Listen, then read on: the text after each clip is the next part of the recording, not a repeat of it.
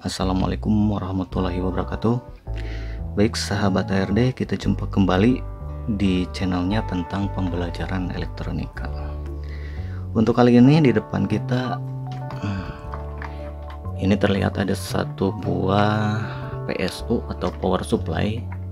Ini kayaknya bekas monitor, dan untuk voltasenya di sini terbaca 12 volt, untuk amperannya 3 ampere. Dan keadaan PSU ini katanya sudah rusak atau mati total. Nanti kita akan mencoba untuk memperbaikinya, dan kita untuk sekarang pastinya masuk ke pengetesan dulu.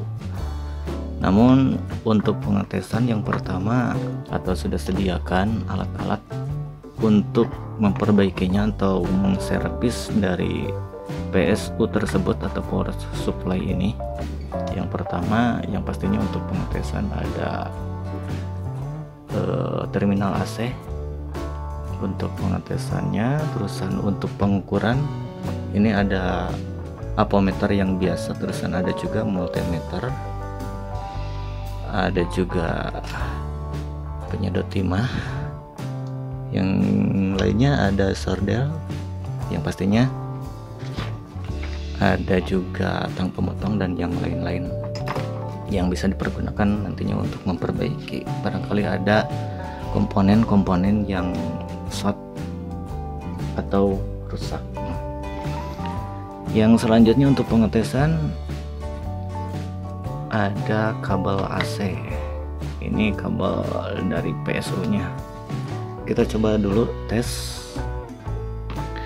Di sini ada lampu indikator. Jadi kalau masih nyala lampu indikator ini akan nyala juga. Kita coba dulu tes.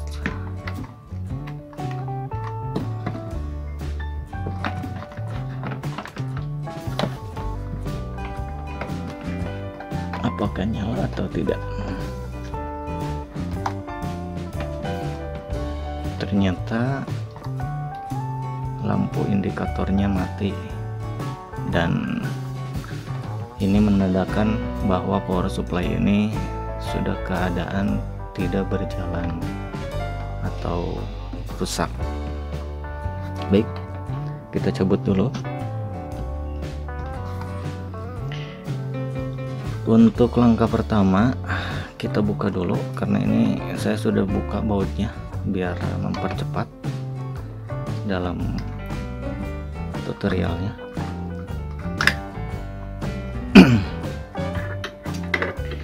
Kita buka dulu, kita lihat dulu bagian dalamannya.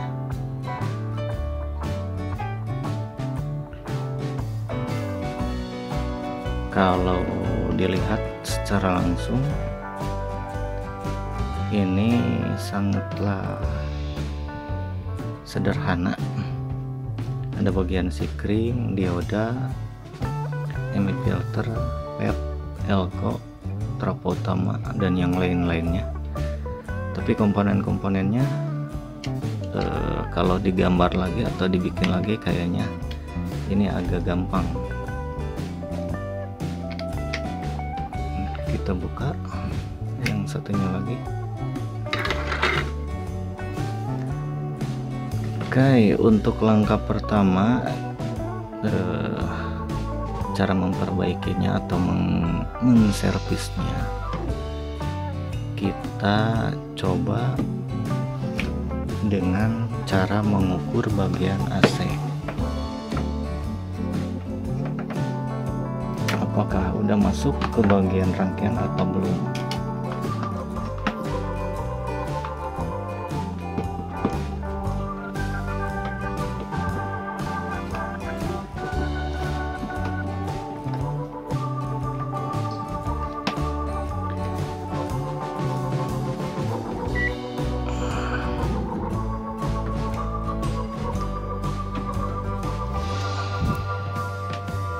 Kita tentukan dulu voltasenya di 220.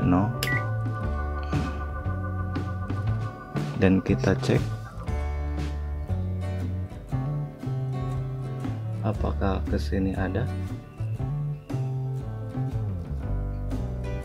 210 volt, berarti ke sini ada masuk.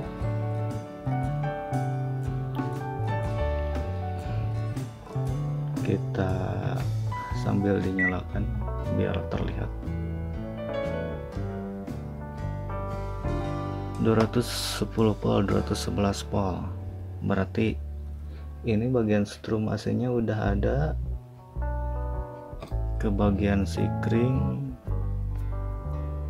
tidak ada keluarannya, berarti ini bagian sikring udah jebol. Itu langkah pertama. Untuk pengetesan berarti kita lihat dulu memakai ini sudah dicabut bagian AC nya.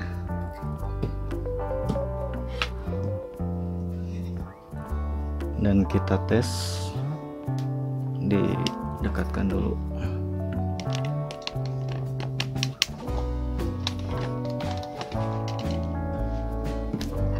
Memakai apometer biasa.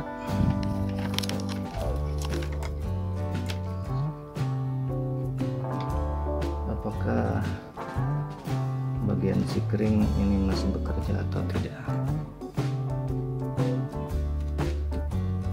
Oh, ternyata bagian sikringnya itu sudah rusak. Kita bongkar.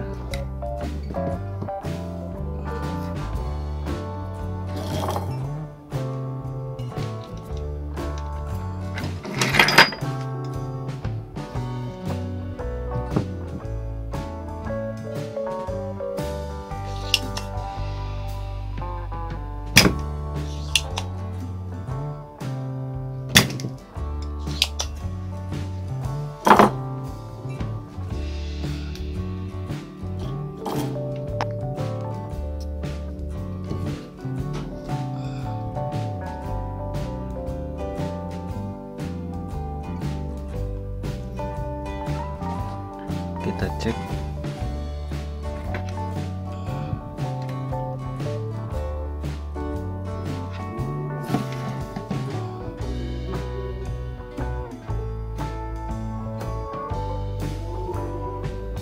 Dan ternyata bagian sikring ini sudah rusak atau jebol.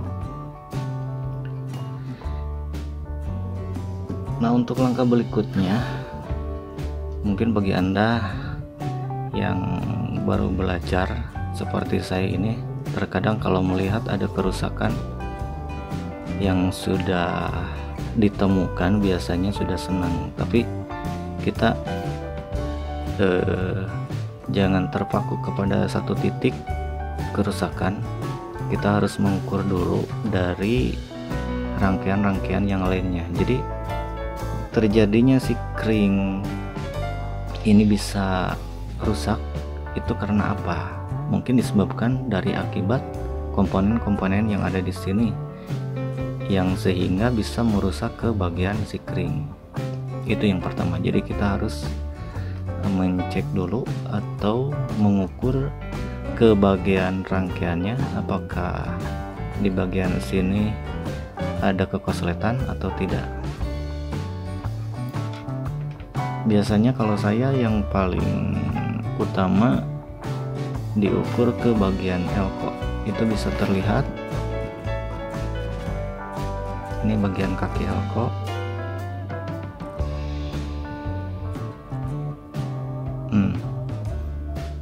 Berarti ini menunjukkan di dalam rangkaian SMPS ini ada kekosletan.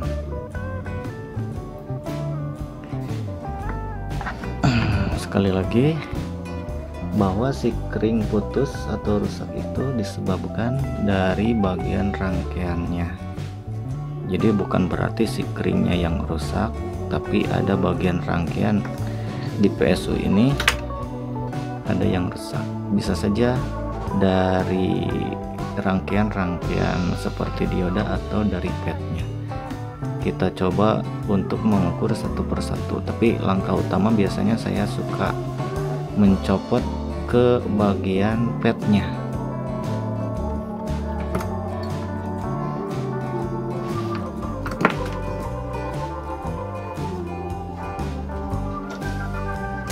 Kita buka dulu bagian padnya.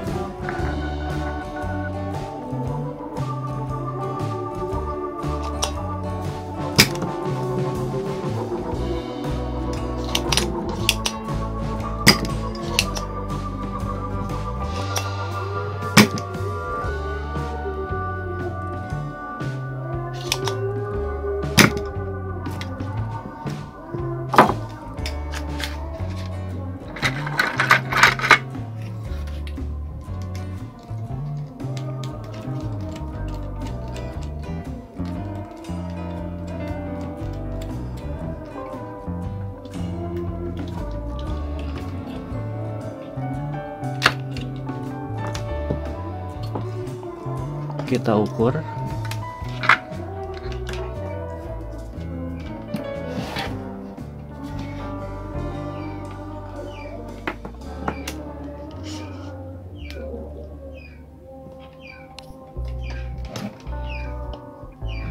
Apakah bagian pad masih normal atau tidak? Oh, ternyata bagian pad jebol. Mungkin ini yang menyebabkan ke bagian sikring juga bisa sampai rusak. Selain itu, mungkin dari sini kita juga harus mengecek kembali apakah bagian diodanya masih bagus atau tidak.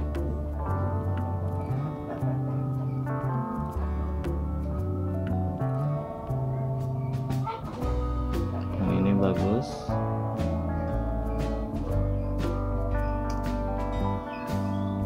Untuk lebih baiknya untuk pengukuran di luar. Nah, ini kayaknya ada yang jebol.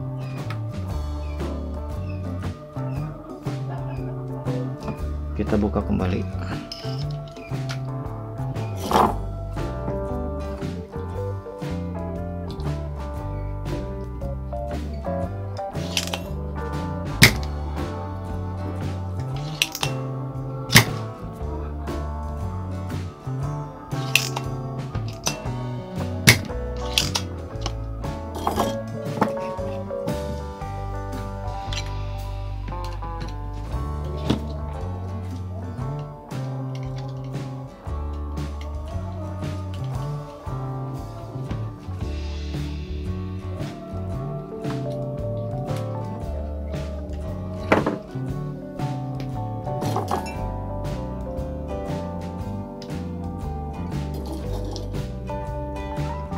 Kita pastikan ukur di luar.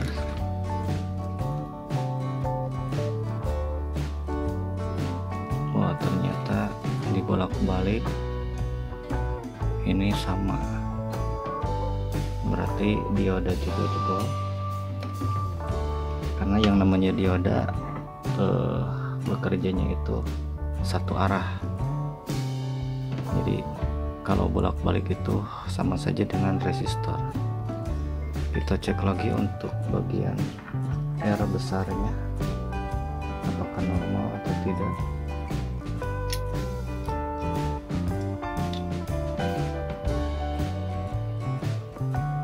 Masih bekerja dengan baik. Kita cek dari jalur-jalur yang kecil.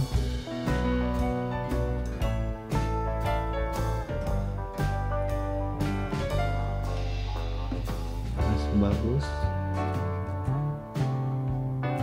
Nah, kalau ini ada hambatan R2K2.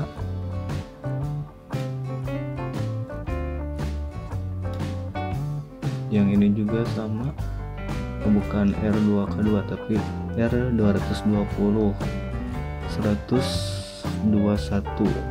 Berarti RR kecil ya, yang pastinya bakalan menyambungkan dioda yang ada di sini yang kecil. Tapi lebih bagusnya ini dibuka.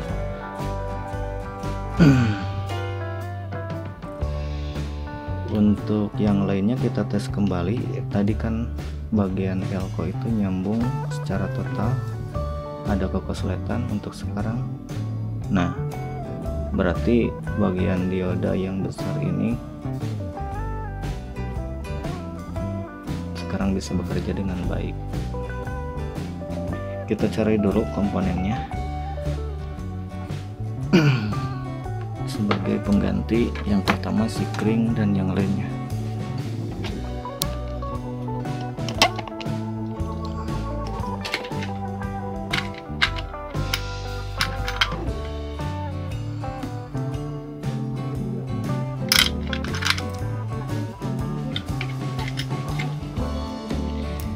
Untuk jenis padnya dari K.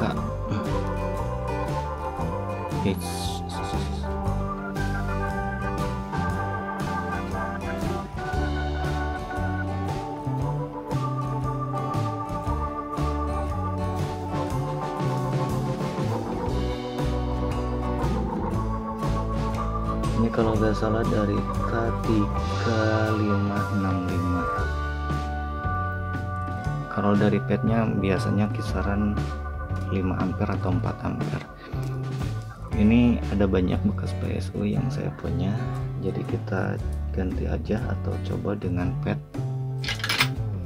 yang hampir sama jenisnya, tapi ini dari 7N60 yang artinya 7 ampere 600 volt. Kita ganti dulu untuk bagian pad.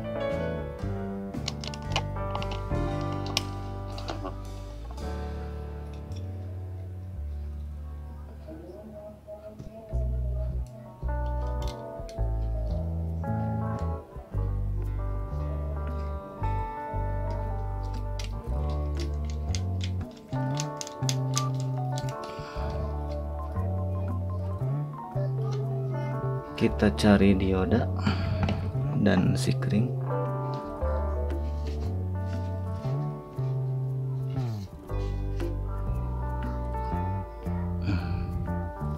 Kita ukur.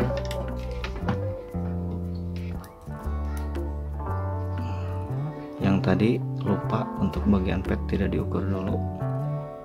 Nah, ini bagian sikring berarti nyambung, berarti normal.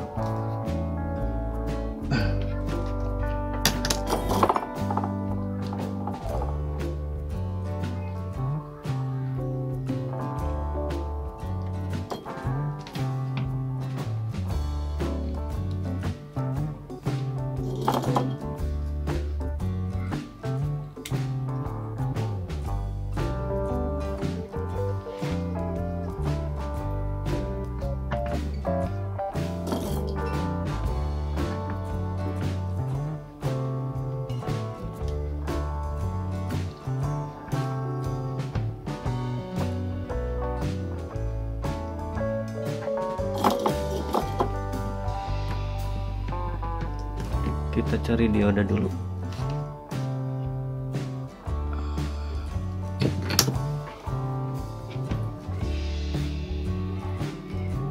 Kita balikan. Ini berarti bagus.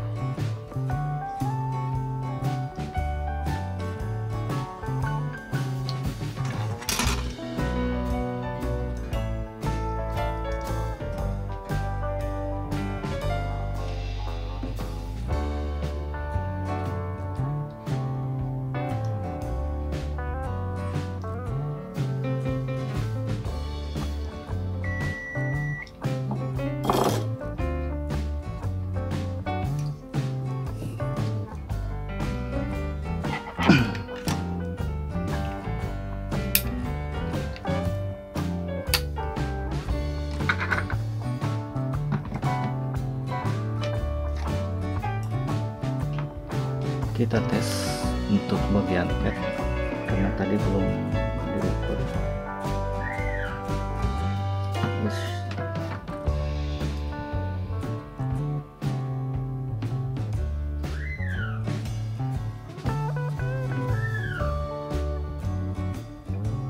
Berarti yang ini normal. Bagian elko tidak ada kesulitan.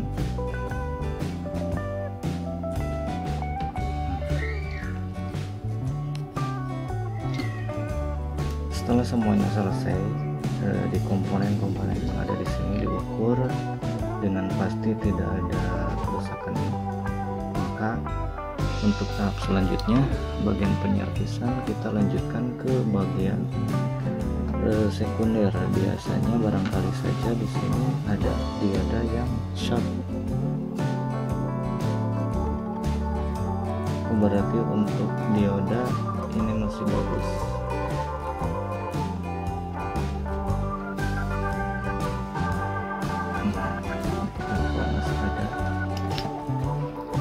Berarti mudah-mudahan ini bisa bekerja dengan baik kembali. Saya jelaskan bahwa cara menservis atau memperbaikinya, yang pertama, terjadinya si kring bisa jebol atau rusak itu dikarenakan akibat ada kesulitan di daerah sini, di daerah AC-nya, tapi bagian AC-nya juga tidak akan meledak atau tidak akan ada kerusakan jika tidak ada yang mendorong atau penyebabnya. Biasanya penyebabnya dari awal atau dari sekunder yang masuk, biasanya ada kesulitan atau dari beban yang dimuatnya ke dalam si switching ini bisa menyebabkan tidak kuatnya sehingga harus menjadikan pad ini jebol. Tapi alhamdulillah untuk bagian depan saya rasa ini masih normal dan kita bisa untuk mencoba untuk mengetesnya. Oke, kita coba apakah ini bisa berjalan dengan normal atau tidak.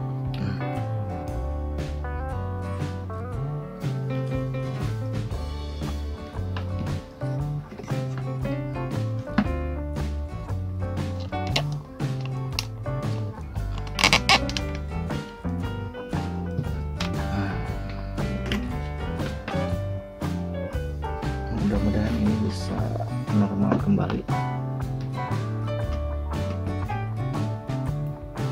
Yes, lampu sudah nyala, menandakan bahwa si SMPS ini bisa bekerja. Kita cek untuk ukuran bagian voltasenya apakah normal. Kita pindahkan dulu ke bagian DC.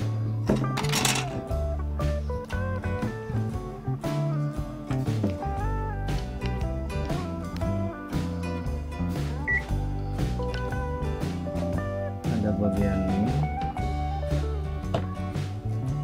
ini bagian plus 12,52,